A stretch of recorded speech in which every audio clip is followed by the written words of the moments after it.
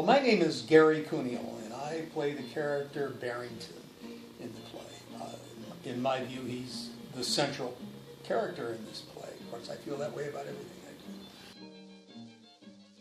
I do. The play takes place, as you know, in the depths of the Depression of the 30s in the South. My character has led a pretty tragic life. I suspect that things happened in his youth that have molded his character into something other than what he'd like it to be.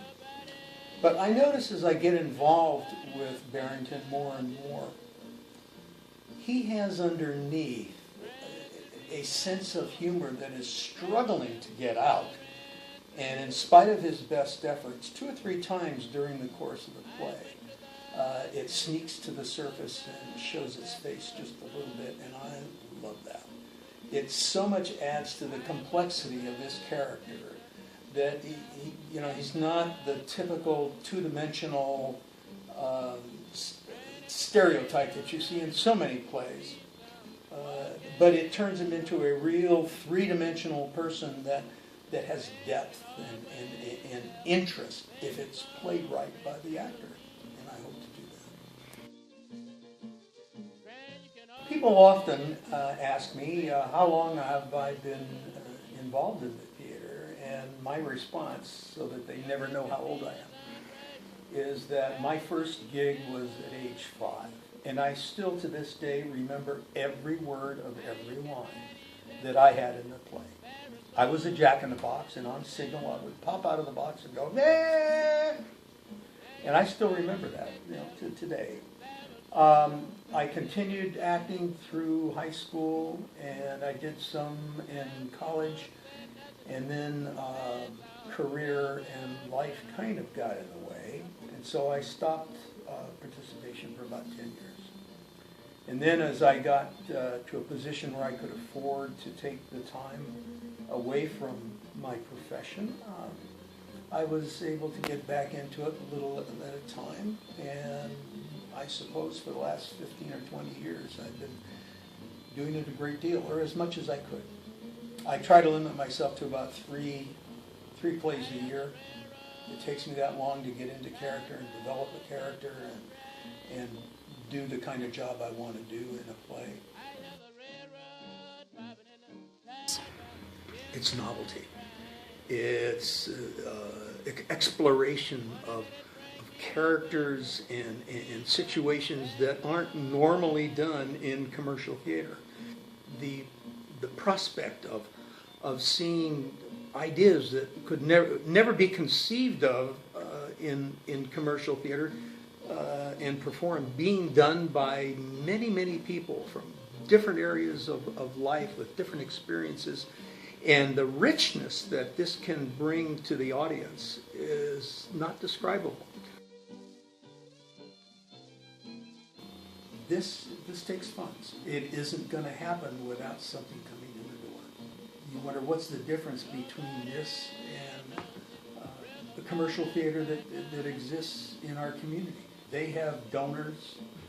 They have subscribers that continue to pour money into it.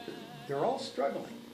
But we need the money that's paid at the gate for the people that come in to sit down and watch what a lot of people spend a lot of time and a lot of energy and a lot of talent putting together to explore those things that usually aren't explored in commercial theater.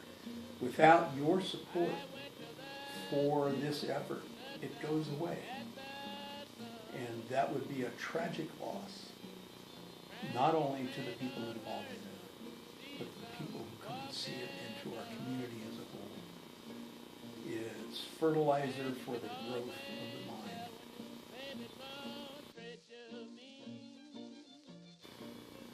This is one of those plays that explores some an unusual situation, the conflict that exists between the father, my character Barrington, and my son Fred, interspersed with the relationship that I developed with Benny, a young lad that I've just met, and his girlfriend Louise. it is so rich and goes to places I've never seen done before. And the resolution of this conflict that happens. This is not a happy play, as you know. It is one that takes the audience to places it may not want to go. But once it has been there and it settles in inside them, they're glad they took the trip.